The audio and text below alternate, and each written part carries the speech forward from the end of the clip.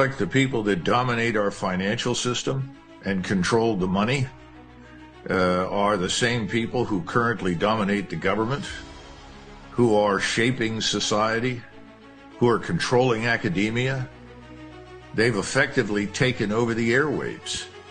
And so they can make something that's utterly ridiculous, like this war in Ukraine, and portray it as though it's some victory for them and for their ruling class, when in fact we know the Ukrainians have been slaughtered in this war. We've set them up for failure. We tried to build an army on the fly. We sent them into action, promising them virtually everything and anything, and they've reached the point now where they have nothing left to fight with. And so now we're handing them cruise missiles, and they're going to hurl those pointlessly at targets in Russia or wherever they can reach.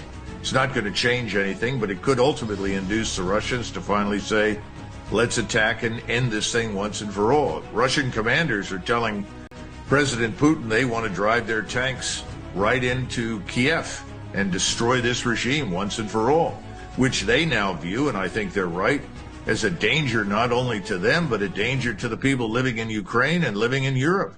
These people are dangerous. They represent everything that you're talking about. They have a spokesperson who is a man dressed as a woman. Whether or not this person has been through some sort of transgender surgery, I have no idea. But this thing spouts utter nonsense and is held up as an example by Zelensky in the West as something we all ought to worship. This has got to stop. This doesn't make any sense. It's the nonsense machine in charge. We've turned the world upside down. I don't have any easy answers other than to say we've got to resist. I know my ancestors resisted a hell of a lot in Scotland over many centuries. And I suppose that's why I'm sitting where I am in the United States now, because they finally decided to give up and leave. But I hope that the people in Great Britain will resist and stand up and essentially talk about the nonsense and stop it. Because we've got to. We've been lied to about everything. We're being lied to about gender and biology and genetics, lied about what's right, what's wrong.